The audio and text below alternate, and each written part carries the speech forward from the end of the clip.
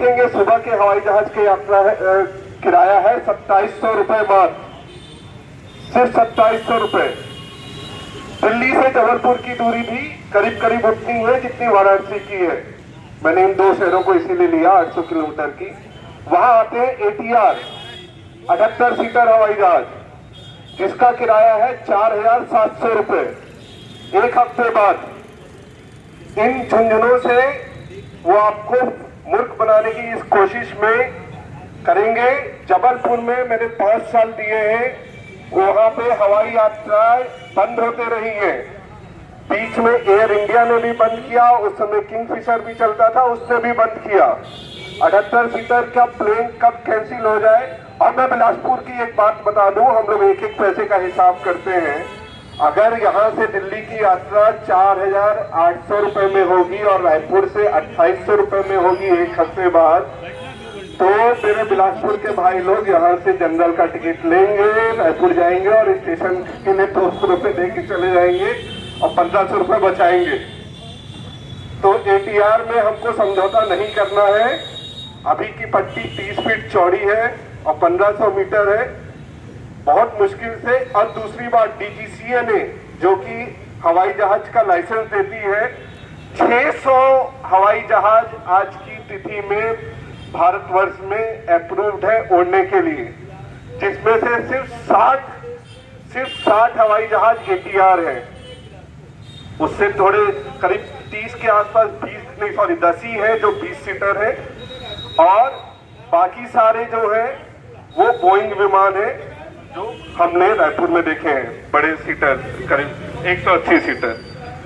तो आप खुद देख लीजिए कि अगर उसमें फ्लेक्सी फ्लेयर, मैंने तो ये अभी ऑफ सीजन का किराया निकाला। दिवाली के बाद ऑफ सीजन चालू हो जाता है, 3 दिन बाद, एक हफ्ते बाद का किराया देखा। आप ये देख लीजिए कि फ्लेक्सी फ्लेयर सारी हवाई कंपनियां पालन करती हैं, तो किस तरीके से किराया बढ़ जाएगा। आपको यही किराया जो आज की डेट में जबलपुर का 4700 दिख रहा है, वो 8000 9000 दिखेगा, और रायपुर में कम ही रहेगा, क्योंकि वहां पे 180 सीटर है। वहां पे 90 सीट बढ़ेगी, उसके बाद किराया बहुत तेजी से बढ़ना चालू होगा। यहाँ पे आपके पास 78 सीटें रहेंगी, उसमें 39 सीट भरेगी और किराया बहुत तेजी से आसमान की ओर पहुंच जाएगा। आप लोग हाथ खींचेंगे, लोग रायपुर की ओर भागेंगे किराए में अंतर होने की वजह से, और थोड़े दिन बाद कंपनी शायद हाथ खींचने लगे।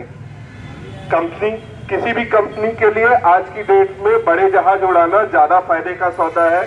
वो सुबह सुबह हवाई जहाज उड़ाती हैं, बनारस उतारती हैं, बनारस से कलकत्ता उतारती हैं, नहीं तो दिल्ली से नागपुर लाती हैं, नागपुर से कलकत्ता, बेंगलोर, इस तरीके से वो हवाई जहाज को ले जाती हैं। कोई भी छोटे हवाई जहाज में जाना कंपनियां नहीं जाना चाहती हैं, काफी कम संख्या है। तो हमें अपनी मांग 45 मीटर चौड़ी हवाई पट्टी के साथ संपूर्ण और कम से कम 2100 मीटर लंबी हवाई पट्टी हो, इसकी मांग करनी है। और मैं इस कैंपेन के लिए एक और अनुरोध करूंगा कि हम कुछ थोड़े दिनों बाद कुछ अलग स्थलों पे जाकर प्रयास करने की कोशिश करें, जिससे छात्रों को अवेयर किया जा सके। थोड़ा सा यहाँ का समाज इस तरीके से हो गया है कि मैं मंडला में कुछ आदिवासी क्षेत्रों में काम करता था, उनको बताना पड़ता था कि क्या आपके लिए अच्छा है, तो वही बिलासपुर के लोगों के साथ हो गया है। वहाँ पे भी लोगों को काफी युवा वर्ग से, वो युवा वर्ग जिससे उस पीढ़ी ने उम्मीद खो दी थी या खो दी है, जिसने यहाँ पे संघर्ष करके रेलवे जोन दिलाया है, उस युवा वर्ग को अवेयर करना जरूरी है। मैं अपनी ओर से प्रस्ताव रखता हूँ, मेरे पास एक मैजिक है जिसमें हम बैनर वगैरह लगा के अलग अलग कॉलेजेस स्कूल के आसपास प्रचार का काम कर सकते हैं, हवाई यात्रा के लिए लोगों को जोड़ने का काम कर सकते हैं। दूसरा, एक और यहाँ पे जो बेईमानियां तो होती ही हैं, जो हम SCCL NTPC का नाम लेके हम बात करते हैं कि वहाँ के लोग हैं उनकी यात्रा करवानी है, पर इसी SCCL NTPC ने अपने CSR मद के 100 करोड़ दे दिए रायपुर में सुपर स्पेशलिटी हॉस्पिटल के लिए। 100 करोड़ की बड़ी राशि दे दी रायपुर में। माननीय मंत्री उस समय जो थे पीयूष गोयल जी, वो आज तक बिलासपुर आए नहीं। दोनों विभाग उनके अंदर में थे, एनटीपीसी और कोल माइन जो मिनी रत्न है हमारा, दोनों भारतवर्ष में नंबर 1 कंपनियां हैं। दोनों कंपनियां भारतवर्ष में नंबर 1 कंपनियां हैं और उन्होंने 100 करोड़ जिनका यहाँ पे मुख्यालय है दे दिए रायपुर में। वो अधिकार हमारा था, वो अस्पताल हमारा था जो चला गया है हमारे हाथों से। हमें इन कंपनियों को भी जाना पड़ेगा और इनसे बात करनी पड़ेगी कि आप यहाँ पे हवाई सेवा के विकास के लिए अपने CSR मद का पैसा खर्च करें।